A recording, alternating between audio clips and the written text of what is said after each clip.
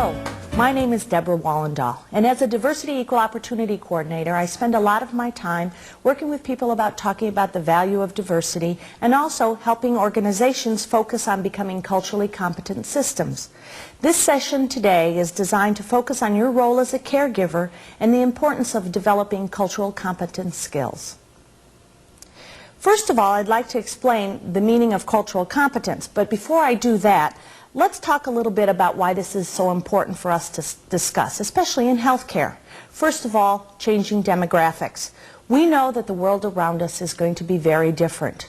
In fact, they say by the year 2020, almost 35% of our total population will be comprised of people of different racial and cultural and ethnic groups. We also know that our senior population is going to be increasing by leaps and bounds.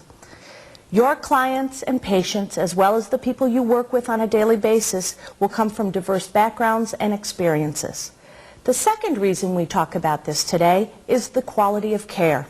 In order to provide the optimum or best care for your patients or clients, you will need to practice cultural competency. And again, we'll explain that a little bit in the future.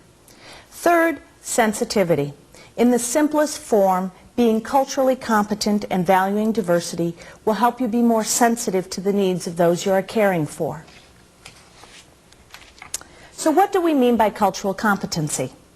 Cultural competency is the knowledge, the attitudes, behaviors, skills, policies, and protocols, which means the way we do things, that allow an individual or system to work effectively across cultures in the best possible manner. It allows a caregiver to respond with respect and empathy in a way that values the individual in their care. It means that one has the knowledge and skills to work effectively across cultures. What are some of the key characteristics of someone who is culturally competent? A culturally competent person is someone who is aware of his or her own culture and values and respects differences. So you have a pretty clear understanding of who you are, where you come from, what things are important to you, and your own values. Secondly, this culturally competent person is aware of their own biases and prejudices and understands how they affect their interactions with others. It will be important to understand, as we'll discuss later, that we all have biases and prejudices. Third, a culturally competent individual has culture-specific knowledge. In other words, terms that are specific to a culture. So if we're dealing with the Hispanic culture, we might understand the difference between using the term Chicano or Latina or Hispanic and what that exactly means. Fourth, and I think one of the most important, a culturally competent individual can communicate effectively.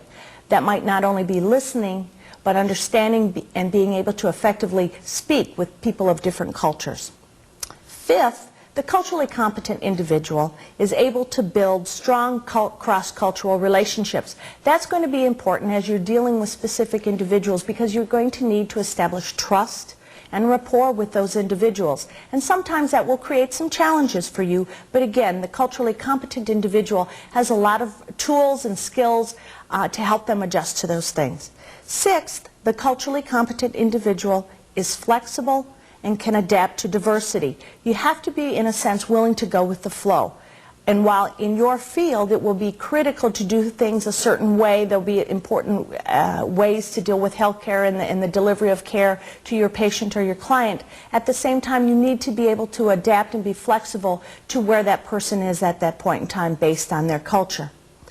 And finally, the culturally competent individual is able and willing to be an ally to those who are different from them. And sometimes that's extremely difficult for us.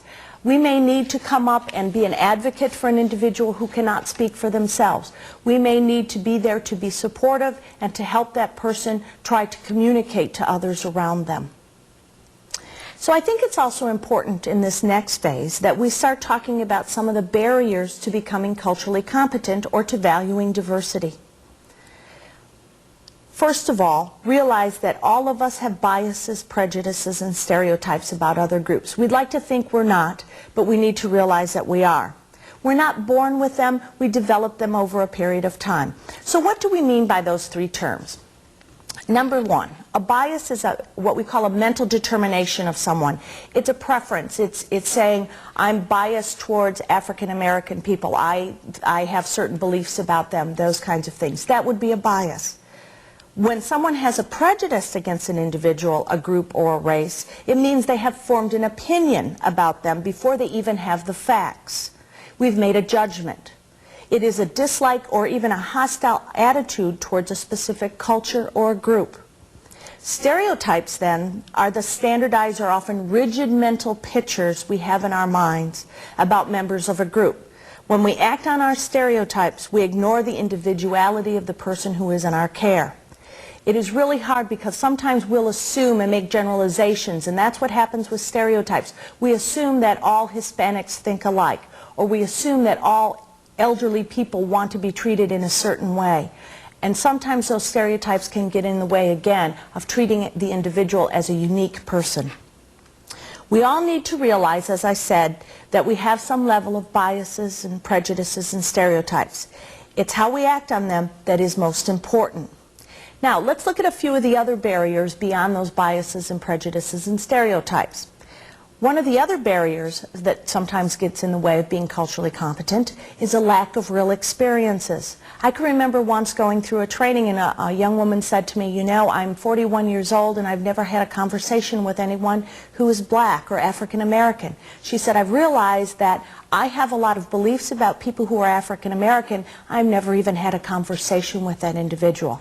That's why it's really important to realize what lack of real experiences we have and how we can create real experiences for ourselves to reduce that barrier. Another thing that gets in the way is simply fear. Fear of differences, fear of the unknown, fear of people who are different from us, or fear of what we've heard about these people based on what others have told us. Again, we reduce the fear by increasing our real life experiences. And finally, another barrier to think about, and we'll talk about this a lot more later on in this session, is the fact that sometimes we have communication conflicts. Sometimes we are now not able to effectively communicate across different cultures. Our own way of dealing with things non-verbally or verbally sometimes gets in the way of delivering a message. So we'll talk about those barriers a little bit more. At this point, I think it also would be helpful to define two other terms as we continue to talk about cultural competency. What do we mean by the term diversity? Diversity in its simplest term means differences. We'll go through some more specific examples of diversity in a moment. Culture, on the other hand, is made up of the values, the beliefs, and traditions learned and handed down from generation to generation. We can talk about the richness, for example, of the Hispanic culture again, or we can even understand that an occupation such as healthcare or law enforcement or education can have its own culture as well. When you think of diversity, I want you to think about and have an awareness of the bigger picture. As I go through some of these different categories, think about how they might impact your work as a caregiver. For example, there is diversity of race. We know of African Americans, Asian Americans, Native Americans, and sometimes our understanding of the cultural beliefs of those races or certain things that are typical of those races might impact our ability to give care to them. There might be certain taboos for them, things that are not familiar to them, that they're not comfortable with. You need to be aware of that. Or if you have, again, some negative bias or prejudice or stereotype about one of these specific races, you have to make sure it doesn't impact the delivery of care to that individual when you're working with them.